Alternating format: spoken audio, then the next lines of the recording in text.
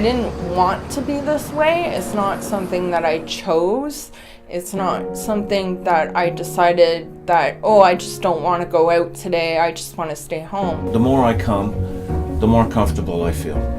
I was afraid to go out. I was afraid to be around other people. Mental health can target anybody at any moment of your life. You might not have it now, you'll get it later in your life. You probably had it before and you didn't know about it. Imagine not having contact with society for a year. Imagine 10 years. Friends and Advocates is a community adult mental health organization which offers social rehabilitation services to a membership of over 350 members.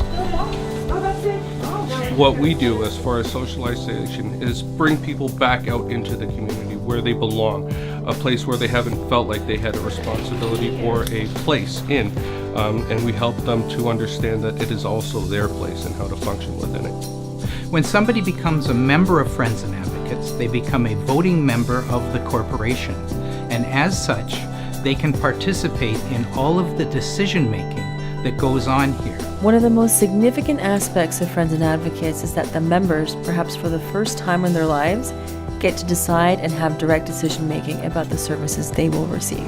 In a very real way, the members of this organization that are here for service are actually the people that decide what services are going to be provided. The board of directors are elected by and from the members of the organization. We are a consumer-driven organization, so for us, what that means is we're providing opportunities for people to get engaged, to develop skills, to be part of all the decision-making of the organization. It makes me feel like I'm doing something and it's worthwhile. I keep moving forward. So constantly setting goals and reaching those goals and then setting new ones and then reaching those ones. It really helps build people's confidence. Oftentimes people are not used to being asked, what do they feel they want? What would be helpful for them? And for us, that's one of the first things we want to make sure that we ask them, because this is their organization and we want to support that process. Friends and Advocates is an absolute vital source of support for individuals in their recovery, because as much as there's that medical aspect to consider, social rehabilitation is quite honestly the answer when it comes to a person's recovery if isolation is something that's limiting their growth in their life.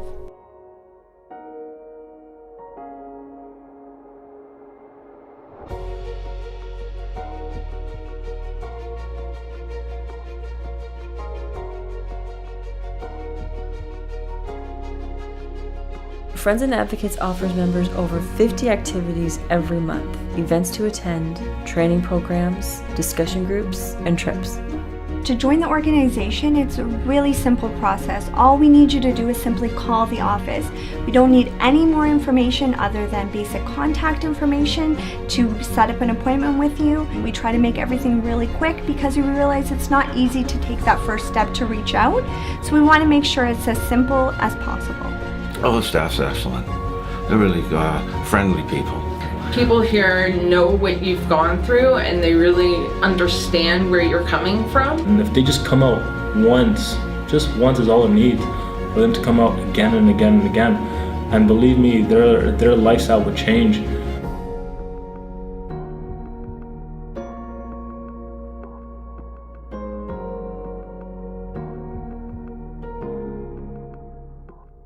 Have an FNA-tastic day.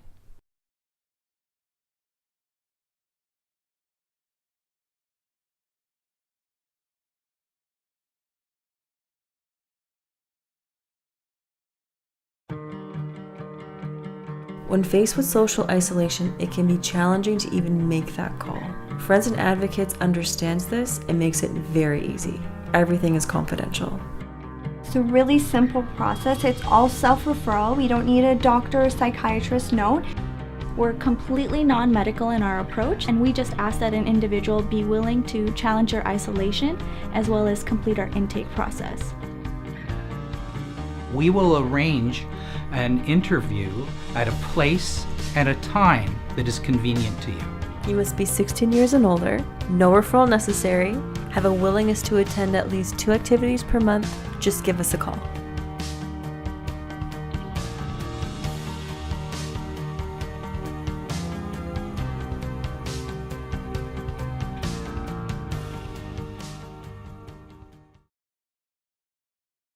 Partners and volunteers are the two types of memberships we have in this organization.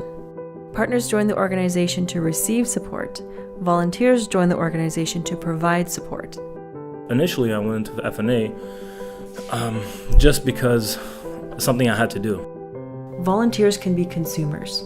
They are also individuals that become a voting party of the organization. Volunteers are also represented on our board of directors.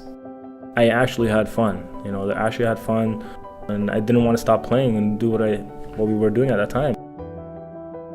Some individuals join FNA to receive support, and later in their experience with the organization, switch to volunteering because their goals have been fulfilled, and now they want to be a support to others. Partners must be 16 years or older, experienced mental or emotional distress resulting in social isolation, and have a willingness and availability to participate in a minimum of 2 activities per month. Volunteers must be 16 years or older, willing to take on a specific focus, willingness to provide a vulnerable sector check specific to volunteerism prior to commencement of volunteering, and have 4 to 8 hours per month for a minimum of 1 year.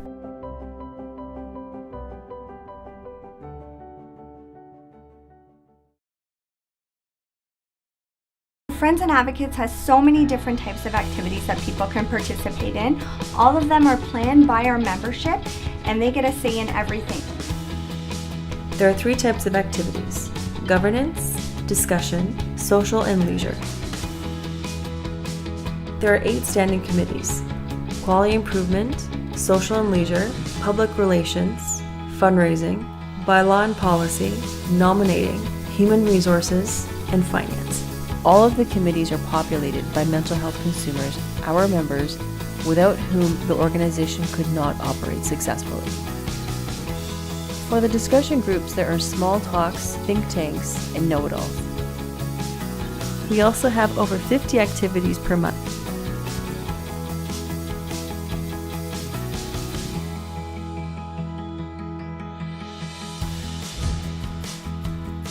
There are also 4 big events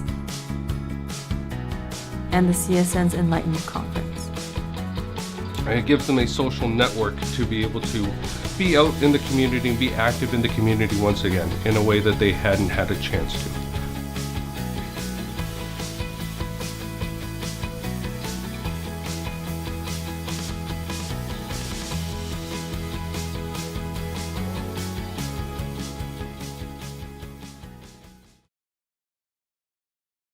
Friends and Advocates operates 4 training programs which helps members gain skills to attain their goals. These programs include leadership training, presentation training, AV club, and theater company. Our training programs help individuals to develop communication, interpersonal, and leadership skills. We here promote a lead culture. Once they have the ability to run programs on their own, staff doesn't have to be engaged, and that sense of confidence grows. The activities not only happen within the office, but they happen outside in the community. So they're putting themselves out there in the community to show them what rehabilitation looks like.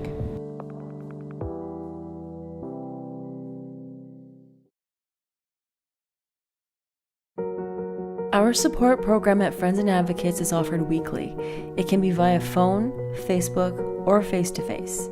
What we do is to help members identify a goal and how we can work towards that goal with them. We have numbers to call. We have social media where individuals can reach out to us. We provide hospital visits. We can also meet out in the community. We also provide motivational calls for the first 6 months after completing an intake. We also provide support calls to members that may benefit from the extra support. And we also have on our calendar distress lines and warm lines for individuals to call if the office is closed. FNA also provides 2 subsidies per month to help members attend activities.